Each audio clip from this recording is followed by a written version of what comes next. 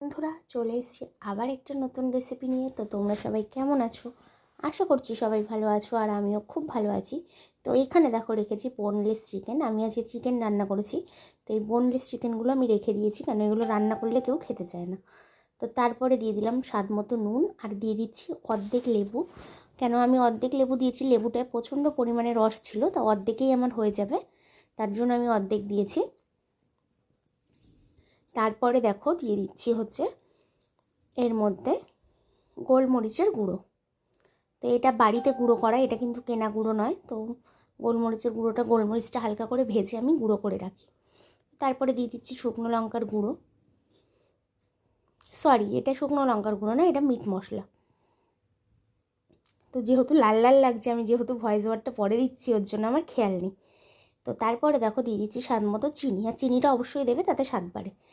আর meet মশলা দিয়েছি, সব কিছু ঘরে থাকা মশলা দিয়ে আমি বানাচ্ছি। দিয়ে দিলাম স্বাদ মতো একটু সাদা তেল, স্বাদ মতো না, এটা হচ্ছে সাদা তেলটা একটু দিতে হবে, তাহলে চিকেনটা খেতে ভালো স্বাদ হবে, আর চিকেনটা অনেকটা জুসিও হবে। তারপরে দিয়ে দিচ্ছি দেখো একটু হলুদ।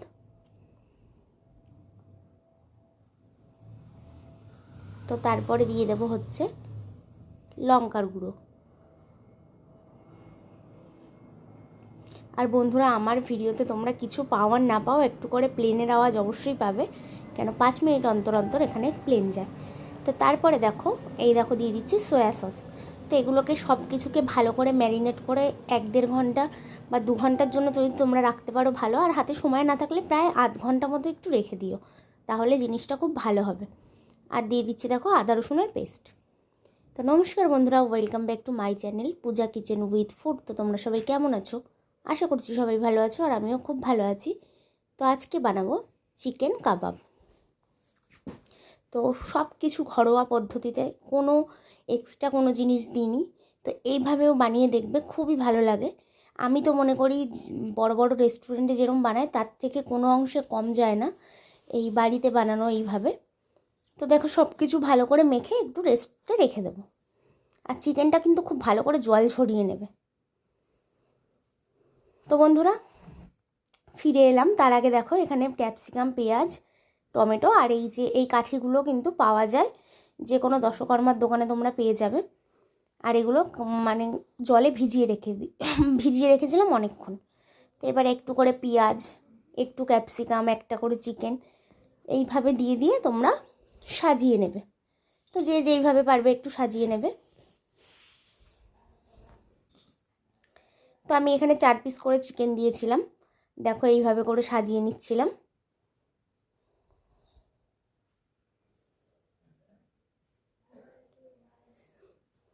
তো এইভাবে 4 পিস করে চিকেন দিয়ে ভালো করে সাজিয়ে নিয়েছিলাম। তো তোমরাও তোমাদের মতো সাজিয়ে নেবে, তোমরা যে যেইভাবে সাজাবে। তো সব রকম একটু একটু দিয়ে ঠিক করে সাজিয়ে নেবে, পেঁয়াজ ক্যাপসিকাম সব দিয়ে। তো এইভাবে করে সাজিয়ে আমি রাখছি, পরে তোমাদের দেখাচ্ছি। আর সত্যি কথা বলতে বন্ধুরা, এত সুন্দর স্বাদ হয়েছিল তোমাদের কি বলবো। আর এটা আমি পরিবেশন করেছিলাম কোনো সসের সঙ্গে নয়, ধনেপাতার চাটনির সাথে। আর ধনেপাতার চাটনির সাথে এটা বেস্ট। একটু ধনেপাতা, একটু রসুন, একটু কাঁচা লঙ্কা, নুন চিনি স্বাদ মতো দিয়ে একটুখানি মিক্সচারে পেস্ট করে নেবে, আর কাঁচাই রাখবে, ওটা নাড়বে না কিন্তু। আর পেস্ট করা হয়ে গেলে একটু লেবুর রস মিশিয়ে নেবে, ব্যাস চাটনি রেডি। তো বন্ধুরা এইভাবে সবগুলো আমি করে নিই, তারপর তোমাদের দেখাচ্ছি। এমনিও ভিডিওটা অনেকটা বড় হয়ে গেছে, এরপরে বেশি বড় করলে কেউ এমনিই দেখতে চায় না, বড় ভিডিও আজকাল সত্যি কেউ দেখতে চায় না। তো দেখো বন্ধুরা সব কটা রেডি করে নিয়েছি, কেমন হয়েছে অবশ্যই বলবে। তো এইভাবে তোমরাও বানিয়ে নেবে। আর এখানে দেখো একটা ফ্রাই প্যান নিয়েছি, আর এগুলো দেখো সব রেডি করে নিয়েছি, আর একবার দেখিয়ে দিলাম। তো দেখতে পারলে এইটুকুনি ভয়েস ওভারে 2টো প্লেন চলে গেল।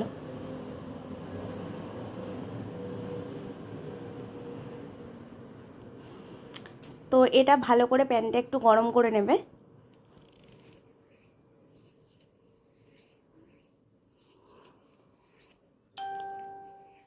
আর প্যানটা কিন্তু খুব ভালো করে গরম করে নিয়ে ফ্লেমটা কিন্তু আস্তে দিয়ে দিতে হবে।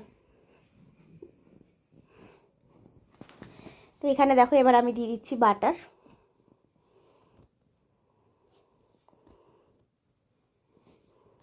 তো দেখছো গ্যাসটা কতটা গরম, মানে প্যানটা অনেকটাই গরম হয়ে গেছে। তো এবার গ্যাসটা কিন্তু আমি আস্তে দিয়ে দিয়েছি, আর প্যানটায় চারিদিকে বাটারটা একটু ছড়িয়ে দিচ্ছি। দিয়ে এবার এইরকমভাবে দিয়ে দেবো এগুলো, আর এগুলো একটু ঢাকা দেবে। ঢাকা দিলে এটার থেকে কিন্তু জল বেরোবে, আর পুরো জলটা যতক্ষণ না টানছে ততক্ষণ এটাকে আমাদেরকে রান্না করতে হবে। জলটাতেই কিন্তু এটা সেদ্ধ হয়ে যাবে। তো দেখো বন্ধুরা, এইভাবে ঢাকা দিয়ে দিচ্ছি। এই দেখো, বুঝতে পারছো নাকি জানি না, জল কিন্তু বেরোচ্ছে। আর মাঝে মাঝে ঢাকনাটা খুলে এরকম উল্টে দেবে।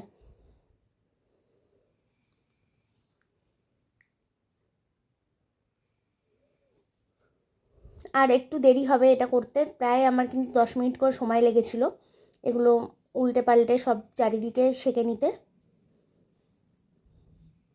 একটু হাতে সময় নিয়ে গ্যাসটা আস্তে দিয়ে করবে, তাহলে মাংসগুলো ভালো সেদ্ধ হবে।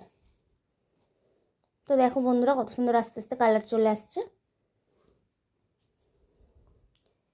আর একটা কথা, তোমাদের যদি আমার ভিডিওগুলো ভালো লেগে থাকে, সত্যি কথা বলতে ভিডিও বানাতে সত্যি বন্ধুরা অনেকটা কষ্ট হয়।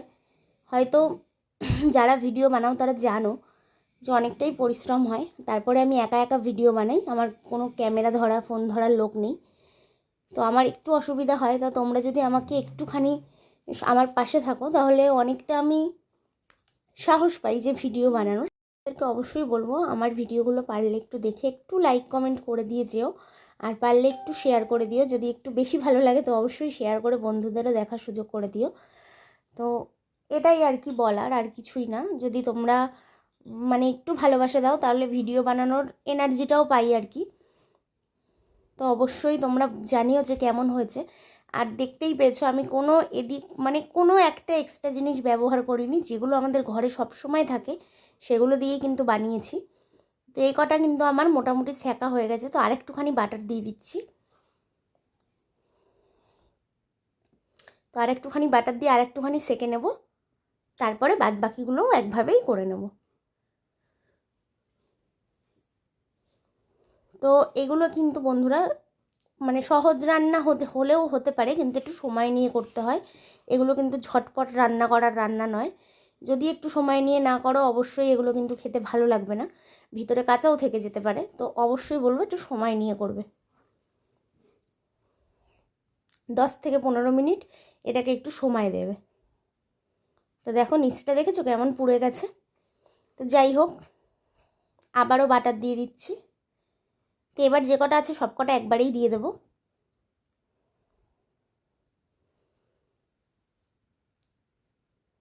তো এই দেখো, তো এবার ভেবেছি যে কটা আছে সব কটা একবারেই দিয়ে দেবো আমি, কেন এটা ফ্রাই প্যানটা অনেকটা বড়ও আছে আর এই কটা ধরে যাবে। তো দেখো বন্ধুরা, 5খানা ছিল, দিয়ে দিলাম। তো দিয়ে বাটার আবার সাইড থেকে একটু একটু দিয়ে দিচ্ছি, কেন বাটার অনেকটা কম হয়েছিল দেখতেই পেয়েছো। দিয়ে দিয়েছি আমি চিকেনগুলো আগে। তো এখানে দেখো মাঝখান দিয়ে বাটারগুলো আবার দিয়ে দিচ্ছি, ওগুলো গলে যাবে ঠিক।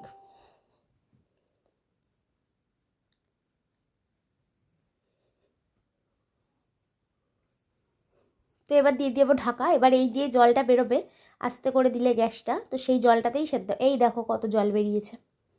এগুলো কিন্তু তোমরা বাটার ভেবো না, এগুলো কিন্তু জল। এই দেখো, দেখেছো এই জলগুলো আবার এর ভেতরে দিয়ে দিচ্ছি, যাতে ভালো করে চিকেনটা সেদ্ধ হয়। যতক্ষণ না এই জলটা শুকাচ্ছে আর যতক্ষণ না তেল ছাড়ছে ততক্ষণ পর্যন্ত এটাকে রান্না করতে হবে। আর মাঝে মধ্যে কিন্তু আমি উল্টে পাল্টে দিয়েছি। তো যেহেতু ভিডিওটা বড় হয়ে গেছে ওর জন্য অতটা দেখাইনি। তো দেখো বন্ধুরা, এবার কিন্তু পুরো জলটা শুকিয়ে গিয়ে দেখো তেল বেরিয়ে এসছে। তো সব কটা নামিয়ে দিয়েছি, আর নামিয়ে গ্যাসটা এইভাবে আবার জ্বালিয়ে নিয়েছি। নিয়ে দেখো এইভাবে একটু সেঁকে নিচ্ছি। তো বেশিক্ষণ সেঁকতে যাবে না, যে পোড়া পোড়া হয়ে যাবে, একটুখানি সেঁকবে। তো সেঁকলে এর ফ্লেভারটা খুব ভালো হয়। তো এইভাবে একটু একটু করে সেঁকে নেবে। তো দেখতে পাচ্ছ বন্ধুরা, দোকানের থেকে কোনো অংশে কম হয়নি। তোমাদেরকে বলবো অবশ্যই বাড়িতে বানিয়ে ট্রাই করো। তো খুব কম মশলায় ঘরে থাকা উপকরণে তৈরি একদম চিকেন কাবাব। দোকান থেকে এতগুলো কিনতে গেলে কতগুলো টাকা লাগে, তার থেকে যদি আমরা বাড়িতেই বানিয়ে এইভাবে খাই তো অনেকটাই, আমি তো মনে করি অনেকটাই সাশ্রয় হয়, আর বাচ্চা কাচ্চার জন্য খুব ভালো যেহেতু বাড়িতে বানানো।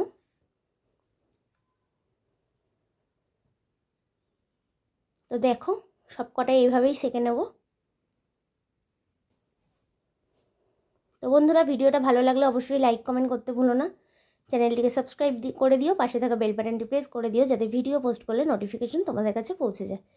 আর কেমন হয়েছে অবশ্যই জানাও ভিডিওটা, আর বাড়িতে অবশ্যই ট্রাই করো রেসিপিটা। তো টাটা, আবার দেখা হবে।